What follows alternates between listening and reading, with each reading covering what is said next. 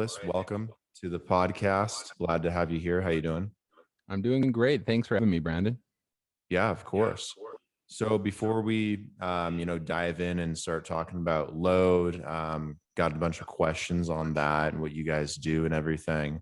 I want to hear about your story and yourself a little bit, kind of give the audience a little bit of an idea of where you came from and your background. So, like, how did you get into the space and how did you kind of get to where you are now with Lode? Yeah, absolutely. I mean, question always a great place to start off. I've been in the tech sector for about 10 years now. Initially started out in gaming, which I was working for a cybersecurity company. Actually prevented pedophiles from the kids in MMORPGs and in big online sort of experiences. Which as you can imagine was really rewarding. I got to meet some of the biggers in the space, which was very exciting for a guy in his early 20s or so. It's exactly where you want to be. Hopping all over San Francisco and living it up a little bit with some of the biggest players in the space. So I worked in that company for a couple of years, and I eventually hit a ceiling, which happens from time to time within companies. But I'm a really ambitious person. I've always been really driven by nature. So okay, well, if you're telling me this is as high as you can go, then it's time to move on. So I migrated onwards to advertising. I wanted to take a lot of the experience that I had learned in terms of working from a sort of sales and sales manager operation, and apply that to advertising. So I worked in advertising and real estate for a little while as well. It was a lot of fun. But I found it a little bit dry, to be honest. Real estate, don't get me wrong. There's lots of interesting things within the sector that you can do, but just within the realm of advertising, I just felt like I needed a little bit more challenge in my life. So I branched out on my own, did some individual consulting, culminating the experiences sort of gathered, consulting businesses on how to grow, how to find investments, prospect, all of that stuff. And I was actually working with an e-commerce company. And we're coming into around the 2016, 2017 time frame here. And the CEO and the owner goes, "I'd like to start accepting cryptocurrencies." And I go, "What the hell is a cryptocurrency?" I'm joking, of course, to an extent, but outside of just hearing about Bitcoin, I really had no context for the space of the industry. But of course, that started spiral. I started diving and researching into what technology was, what the implications of it were, what the options of it were, and it became really compelling very quickly that this was going to be essentially the Web 3.0. The entire was about to explode. Kind of the impression that I got. So I started looking for opportunities in that sector, because I think as of 2017, there were really only maybe 7,000 people in the world who could even code a blockchain. And if there's one thing I do sufficiently is communicate sort of technical products and communicate them for consumers or for businesses. So I started searching for opportunities within the blockchain sphere. I worked in a couple projects that unfortunately didn't make it, but anybody who's done the entrepreneurial gambit knows that most startups fail, and that's kind of just sort of the natural life cycle. So right around the beginning of 2018 or so, or just prior to that, maybe summer 2017, COVID time, it's all blurring together a little, but I came into contact with Lode, and it became immediately apparent to me that the use was really strong. So before we dive too deeply into it, basically they're one of the first instances of wanting to produce coins, right, backed in silver. And gold and silver having huge monetary history as actual currencies, widely viewed as safe haven asset, and having industrial value stacked on top of that. It was like, well, this is a no-brainer. right? Compared to a lot of the out there today, which don't get me wrong, I'm not here to hate on anybody's wealth appreciation or anything to that effect, but it's not enough to just have technology work fast. You need practical application of that technology for a product to truly succeed. I mean, you can train, speculate on markets all day long. It doesn't make the token practical. It's an investment vehicle, right? I am obviously invested into cryptocurrencies and into blockchain space at large. But what really is compelling to me is and you can take this technology and they have real world use case for them. So that was what attracted me to Lode initially, and it's been a great experience since then. Working in the project for three and a bit years now. Was recently promoted to chief of operations role, which is really exciting, and I guess that brings us up to present day with you. Yeah, yeah, that's a cool background, man. When's the first time you actually heard about Bitcoin? You said that you kind of heard of that before you learned about crypto, right? Yeah, no. It's at Christmas. Actually, it was is the short and the long of it. My stepfather had actually purchased a few bitcoins for myself and my brother. Uh-huh. And he was like, "This is going to be the next thing," and you can probably tell where this is going already. We've heard the story before, but we didn't want at the time, didn't see the relevance, didn't understand the importance, and the opportunity passed us by, lost the keys, and they're sitting somewhere. They're sitting somewhere for the Nicholas Cage, Nash treasure hunter out there who want to find them. But yeah, that was the first instance of me hearing about Bitcoin, and that was honestly probably like 2013. But again, it didn't put two and two together until I actually started working in the consulting space. You said your grandpa, right? No, my Step stepfather. So stepfather, okay. Yeah. Would you consider him a boomer? Yeah, I would say he's on the cusp, but he's a tech guy, Okay. right? All He right, fair always, enough.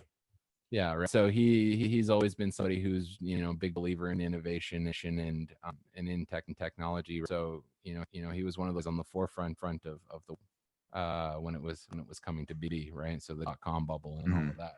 So Okay, fair enough. I was gonna say if I was a boomer telling you that Bitcoin's the future and trying to shill you some Bitcoin way back then, I'm like, what? That's a yeah, crazy story. the irony is profound, eh? Yeah, no, I get. Yeah, there's some crazy irony in that. That's really funny, but that's cool too at the same time. I think we all have our unique stories and how we got into, crypto the first time or the first time we heard about Bitcoin. I know everyone's got like a unique story with that. Yeah. I mean, I feel like mine's probably pretty in line with what a lot of people experience. I think we all, except me, recent history with the fact that, Bitcoin's become very mainstream or, Yeah. much more to the forefront of the news. So, but prior, I think most of us came into tech via like a word of mouth, or you stumbled across it on a forum on Reddit or Bitcoin Talk or something to that effect, right?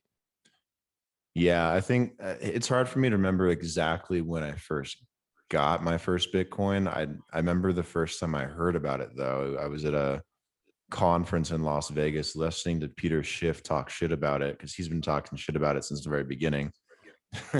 So Yeah. that's the first time I ever heard about it. But someone sent me like small fractions of a Bitcoin once. Was like, here you go, have a little bit of this. Maybe it'll have some value one day. And I'm like, all right, I don't know Nice. where that is though, but I wish I knew. Yeah, my Um, cousin actually mined Bitcoin back in 2011, and then he mhm. calls me up. He calls me up today saying, "Hey, I found my old rig, and I do you know of any ways to recover a private key if you don't have like I have the public key right here." And I was just like, "You're hooked, bud. You just there's no way." Yeah, you're screwed, man. It's that's a long time ago. You can't recover a private key. Shit. Yeah. So many people with that story. Where are you based actually? Where are you from? Yeah, absolutely. So I individually am based out of Western Canada. I live in a great place called the Okanagan, Mhm. which is one of its foremost wine countries, and one of the best wine countries in the world. Oh, didn't Um, know that. Yeah, a little bit of shilling going on there. So, but it's a point of pride. It's also a little bit like Canada's secret Silicon Valley. Way back in the '90s, a little company called Disney Hmm.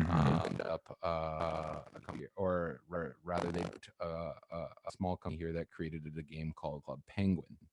I think it was somewhere in the ballpark of like $250 million or something to the fact that they bought it for. So just a small sum, but because of that, and flash forward 2021, we have a booming tech sector because of that initial huge of capital into the '90s in this town. Um, now we got like 500, the population of maybe 1,000, and over 5 tech startups and ups in the area. Just lots of really great innovative ideas coming out of this region. Hmm. So I feel prior to moving here, I was like, why would anybody move into the interior of British Columbia? But after moving here, it was like, wow, this is an absolute gold mine. And I wouldn't change it for the world. Yeah, I've heard it's beautiful out in BC in some areas. I've only been to like Vancouver, BC, and into Whistler and Blackcomb, but I've heard, some of the back country is just incredible. I've taken a couple helicopter flights over some of the mountains there. Gorgeous, just open country out there. I heard they have a train that actually goes from one side of Canada to the other, and you can go from like the East Coast to the West Coast or vice versa. Is that a thing? Yeah, I mean, as far as I understand, it is. I mean, maybe I'm just too much of Yeah. a millennial, but I haven't ridden on many in my lifetime. But I certainly feel like that about it growing up. And honestly, if you are an investor and investors looking into something to diversify their portfolio, railways and CN Rail has had an absolutely insane performance year over year in terms of traditional stocks. Um, so Really? definitely, oh yeah, I didn't know that. in the hundreds of percentiles, which again for a traditional stock is pretty great. And I'm not talking like 30 years. I'm talking like 5 years here. So look at CN Rail. All right, got to invest in some Canadian railroads. I'll write that down. Hashtag tag non-financial advisor. Do your research. Hashtag Canadian railroads. All Yeah, right, so other than shilling railroads and wine, let's talk about Lode for a second. yeah, absolutely. So I got like only like a brief description on what Lode is prior to this. So what is it exactly, and what are you guys doing with it? Yeah, absolutely. I mean, it's a big question, a lot to unpack, but ultimately, at its surface level, Lode is an ecosystem of tools and technology designed to bring silver and gold back into the monetary system. Mhm. For the people listening who aren't super gold and silver been used throughout most of the world's history as money, not just as safe haven assets or stores of value. And so there's a belief that held from with the founders of the project that back when we had our money backed by something that was tangible and had inherent value, it was more secure, more inflation resistant. Ergo, it was better. And desire to turn to that. Now, we're not pirates, so we're not going to walk around with big bags of coins everywhere. And, this is the 21st Right. century, and similarly, we're moving into a digital era now, right? Where the local dollars are slowly, making their disappearance. So it became apparent that we needed to use, new mediums and new technology to act as the representation for that gold and silver, right? So Lode's earliest flagship products were digital gold and digital silver assets, which are known as our AG and our AUX. And we're about to list on our first exchange, the Hotbit exchange, coming up in the next month here. So very excited about that. And we've got a whole bunch more slated by this year. So strap in. But it became apparent once we had these digital gold, digital silver in circulation, and people buying them and so on. That people needed ways to use this, right? And uh, it's a lot better now, but it's circa 2018. There weren't mobile wallets out there that were easy and straight for people to use. So even getting into cryptocurrency exchanges felt a little bit like running into a brick wall. It wasn't so much of a curve as a 90-degree angle. So we said, okay, well, let's take all of our knowledge from building product and building technology, and let's build a mobile wallet that can those our assets and make it easy for people to use and spend. And that became the Lode mobile wallet, which you can download in your local app store today.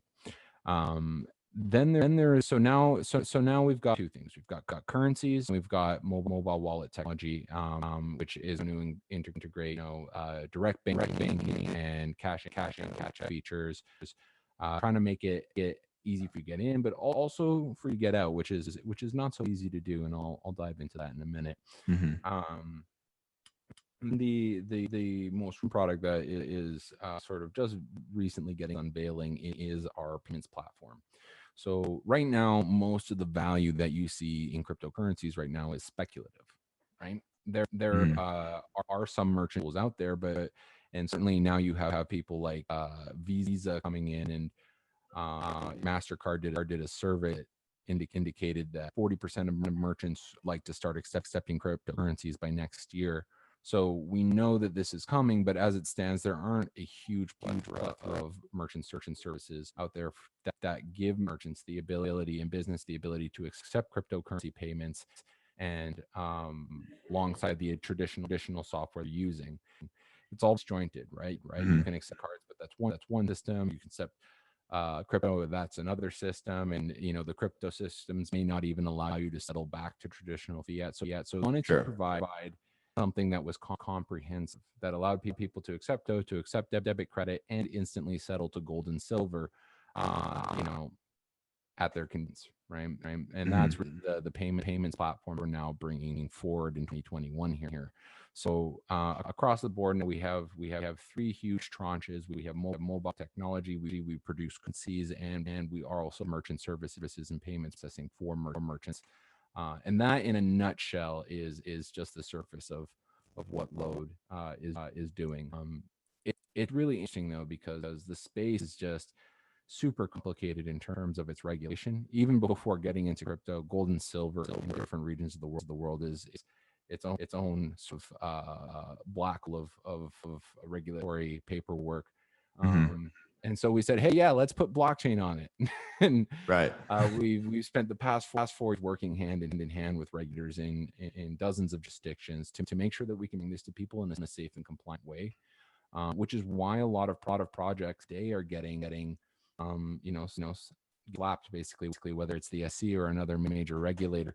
There's a lot of scrutiny being put on these projects because they didn't take the time to work with. They took the they took the sort of cowboy diplomacy, shoot first, ask questions later, which there perhaps there's some merit to that, right? I'm not here to talk smack on anybody's project.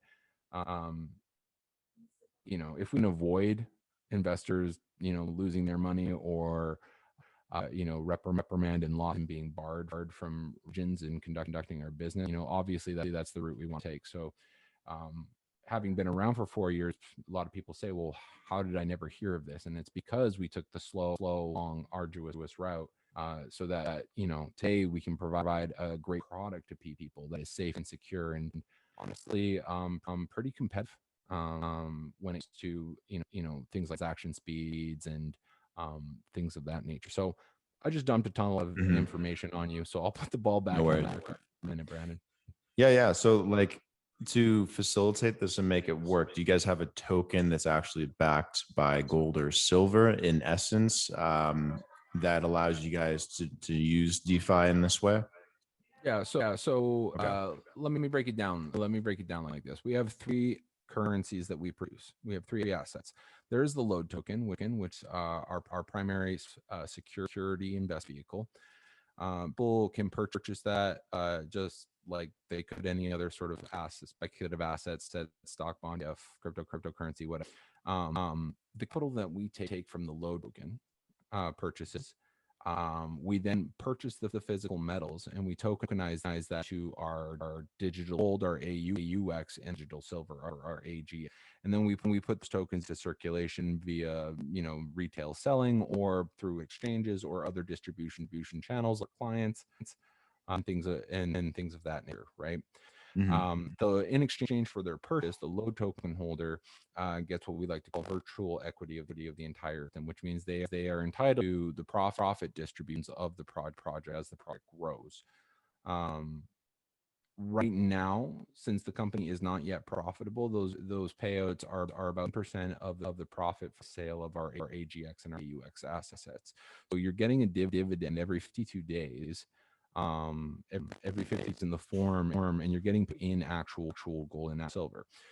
And so one more time, just for reiteration, when I say digital gold and digital silver, what we're talking about is every single one of our coins is by either 1 gram vaulted, audited, and insured silver, or similarly 1 milligram of vaulted, audited, and insured gold. And these assets are redeemable.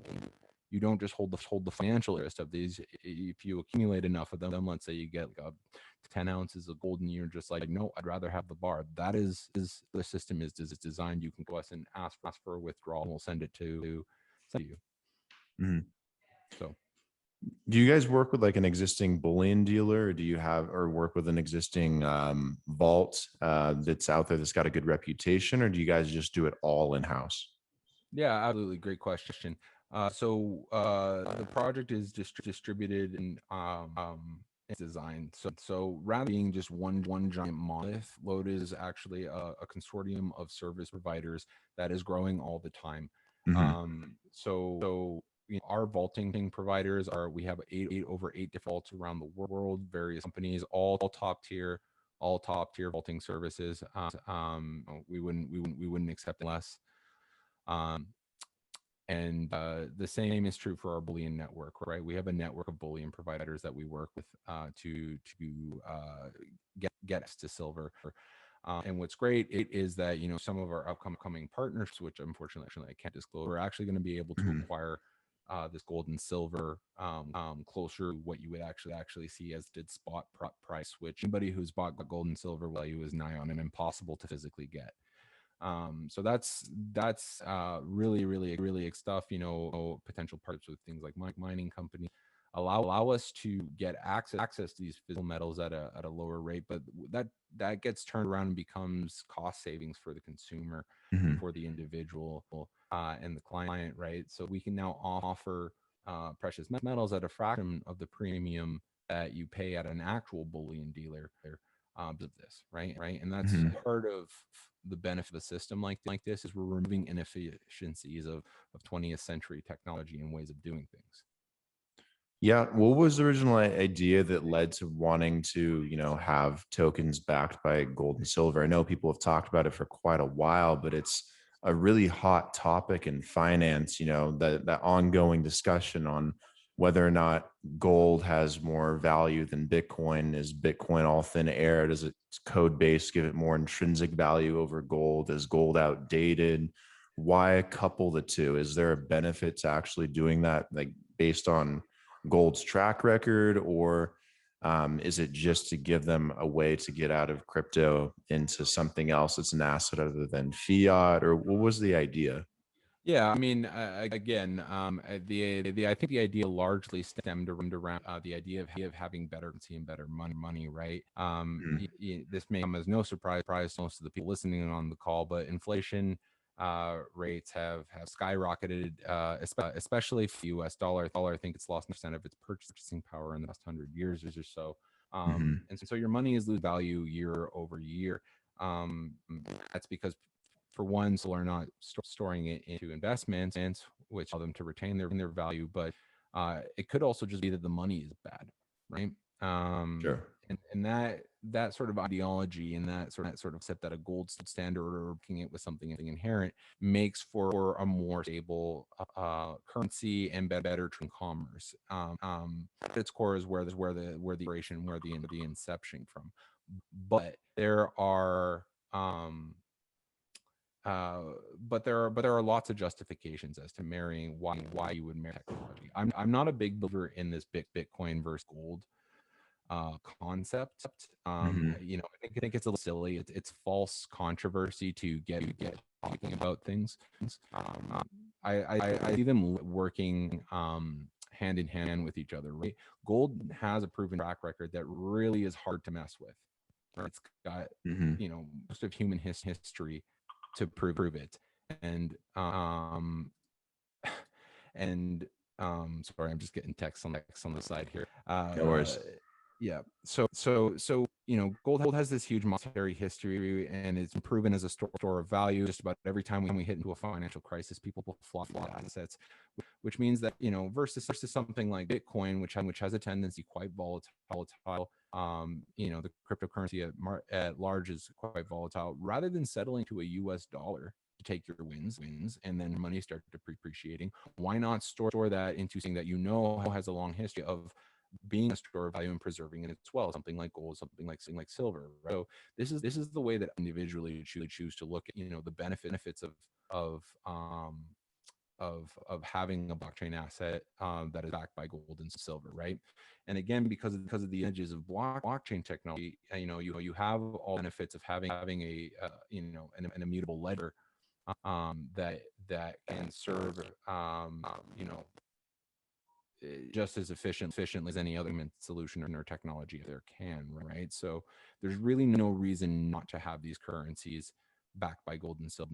The final point I want to make is, okay, Nick, we live in North America. We have some of the most developed, secure nations in the world. We don't need a better dollar because we have great controls and checks and balance. Sure, okay, but there are lots of places in the world that do suffer from hyperinflationary currencies that having something stabilized serve the better medium. I mean, uh, and that's just the way I choose to look at it, right? It's not that Bitcoin is Hmm. superior. I believe Bitcoin does have inherent value. It's just that, if I'm going to take my wins, it's going to be in gold, right? Sure. Yeah. So, okay, let me ask you, just in your opinion, even Lode aside, do you think Bitcoin is better money than gold, or do you think it's just as good? Uh, it really depends. There are some things that Bitcoin does better, and some things gold does better. Hmm. I think, like for example, the divisibility of a Bitcoin, you can't argue that versus a whole metal bar on the table. What do we whip out our scales and, you know Sure. chip off a little bit so you get your change? Like, no, it's not efficient in that and in that blockchain technology and Bitcoin has a leg up. But I think at its present state, Bitcoin is far too volatile and far too slow to practically be a currency that somebody would use for trade and commerce every on day to day. Hmm. Sure, there are a lot of really smart people out there, but things that would on the long scale tend to convenient, right? If it is Hmm. not convenient, people tend not to use it.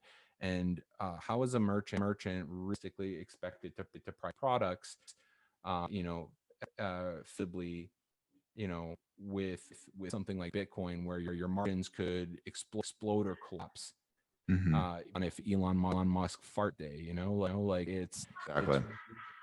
it's really at this point too volatile to efficiently say that, this is a practical in terms. I think Bitcoin's proven it's as a store of value. I believe in the long-term growth, and there is a theory out there is once we reach sort of a cool massive adoption, Bitcoin will stabilize. But I don't have a crystal ball, right? And I Right. can't tell the future, but if that's the case, then great. You can have this argument again when the information changes. But as things today, in that respect, I find Bitcoin to be highly inefficient, and perhaps gold being a much slower moving asset, but still preserving its value is better context. So, a little bit of column A, a little bit of column B.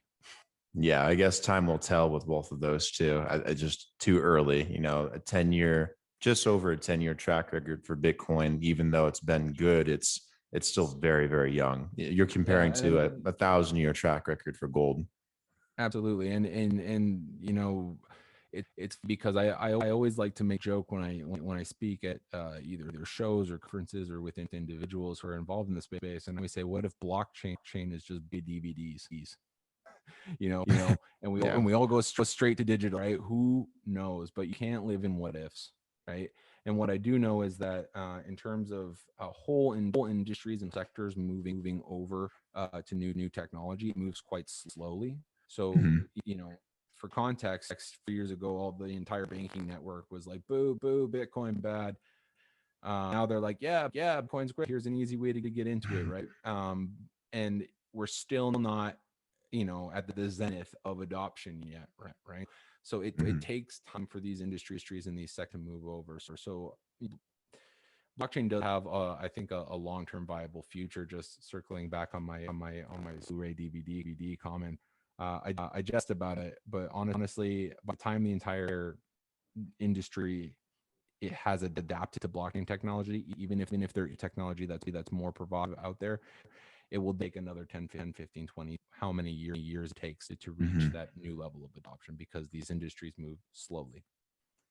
Yeah, the industries do move really, really slowly, especially when it's like a completely new technology. I mean, look at how long it took for the car to gain real mainstream adoption and get to retail buyers and to really evolve into something efficient and practical. And that was the evolution in transportation over the horse, which has been around for thousands and thousands of years.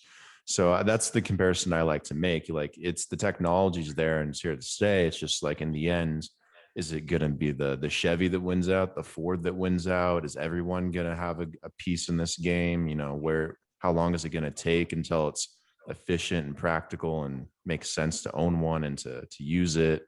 So I think that's kind of the general direction we're going with blockchain. It's just time will tell. Time will tell. Yeah, I mean, if you look at what's happening with Ethereum and other, platform blockchains like Ethereum, it becomes really Hmm. clear what we're essentially witnessing is like Web 3.0, right? Hmm. And I don't necessarily know that the currencies or the blockchain assets that we have today will be the ones that ultimately crown in the long run. But I think that that is essentially the next .com, and we're living through and what is essentially an industrial revolution right now, which is pretty freaking cool when you think of it. Yeah. Yeah, when you see a complete revolution in finance and decentralizing exchanges and organizations and governance and decentralized storage, like Filecoin has made a huge rift since it finally launched and came out. So many different areas and niches within blockchain and fintech. It's really exciting time to see how it all shapes out. But it's clear that the internet that we know, this Web 3 that everyone's pushing, it's here and it's coming fast and it's really evolving. It's cool to watch. I don't know. I learn new things every day, and I'm in this space all the time. Exactly. Couldn't ignore with that sentiment. And honestly, there will always be more to learn. The analogy I like to use when it comes to where we are in the adoption life cycle for some people who are maybe sitting on the fences and thinking miss the boat Hmm. is, we're at the point in time where most people in our sort of age bracket have a Facebook account, but people will still come up to you and say, hey, do you have a Facebook, MySpace? Right? Yeah. Your crazy aunt for Thanksgiving doesn't have a Facebook account yet. Your parents are like, what's social media? That's kind of the point that we're at now in terms of adoption for blockchain technology. And 2024 for next inning, maybe that's benchmark to set hypothetical, but we'll that is when we'll really start hitting what we call the late majority. What I think we're in right Hmm. now is the early majority of people. It's like mostly mainstream, but there are still some unintuitive things that are blocking people from that full scale adoption. And that's part of what we work in the product side and with mobile wallet experiences, and that UI UX experience of making it convenient and easy. When I go on these shows and these podcasts, one of the first things most people ask me, oh, okay, well, we don't really know this stuff works. Can you explain blockchain to me? Well, uh, the fact that you have to ask that question shows that the technology isn't there to an extent. And Hmm. Brand, when she goes to the grocery store, whips out her card, taps and spends, and on her way she goes. And then until we're at that point of easiness and and use, I don't. We're gonna hit the heights that some of the extremists or maximalists, I should say, not extremists. Um, those numbers that they're projecting. I don't think they're necessarily too off Hmm. their expectations, but I think that the industry at large still has some hurdles to get over before we get there. Yeah, the infrastructure around crypto, it's very young, and it hasn't matured yet. Like the infrastructure around fiat and the US dollar, it's been around a long time. That's why you're able to go to the store with your debit or credit card and just tap the terminal and on you go. And that's why it's so easy for grandma to do it. She doesn't have to do anything. She doesn't have to whip out and count pennies and dollars and go through the hassle of doing anything like that, or have most of her wallet with her at all. It's very streamlined. So with crypto, even though it's like intrinsically built to be like that, the infrastructure is not there to make it easy for grandma yet, or to make it easy for even me to go use it at a merchant, or for a merchant to even accept it. Yeah, That the irony. infrastructure is still growing. Yeah, it is certainly, and the irony is that the one, oh, I shouldn't say any, but the thing of part of it all is that these merchants do get into the system. I think about the 40% of all the people that use card in the world. That's not a small set of people, right? These businesses are hungry for this, and I do still feel like getting the last vestiges of resistance from whether that's government, whether that's from big established financial players. Mm-hmm. They are to an extent acting like rogue from real getting this technology kicked off. I mean, there are definitely some more progressive regions than others, but I would even still argue that the United States comparably is lagging in a lot of ways. Yeah. Um, even us just trying to issue assets in the United States is like lawyer meeting after lawyer meeting after lawyer meeting. Uh, you need this license, you need that license, all that, and bag of chips. They make it so convoluted that there are very few players in the U.S. that can um, issue these assets with all the licensing required to not just be a speculative vehicle, but actually be a payment vehicle as well. Yeah. Yeah. Yeah. Yeah, I think the biggest hurdle to get over at this point is, government regulation just clearly not being there, and always having this gridlock in Washington. It makes it really difficult to pass out like a good law for crypto, or get something, together to really allow the space to flourish. It's like at this point, they either got to step back and do nothing, which they can't really do, because the IRS starts freaking out, and they start saying they're going to take your crypto if you don't pay your taxes, and the SEC freaks out because they don't know what's a security and what's not a security, and there's just no How to take clarity. it, how to take your crypto because you have it in a private hardware wallet.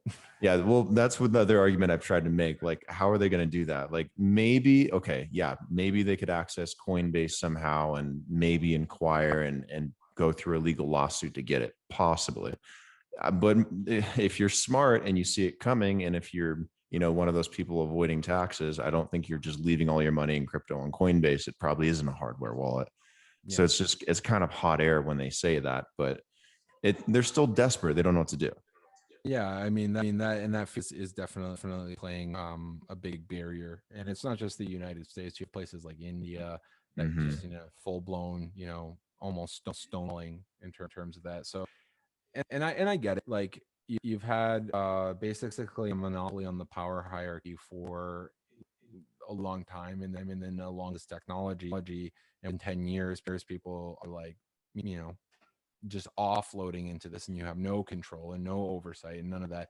it's Mm-hmm. it's it's conceptually very intimidating, but I don't I'm not anti-government, right? I think we Yeah. like having roads and infrastructure, universal health care, taxes serve a role. But I'm also at the same time of the belief that anytime a small body of people control everything, and currency included, it tends to not bode well for everybody else, which is why you need decentralized systems, to play an important role in that. And so, I think you're seeing a lot of talk right now about government-backed stable coins, and what else the word I'm looking for? Central bank issued stable coins and stuff like that.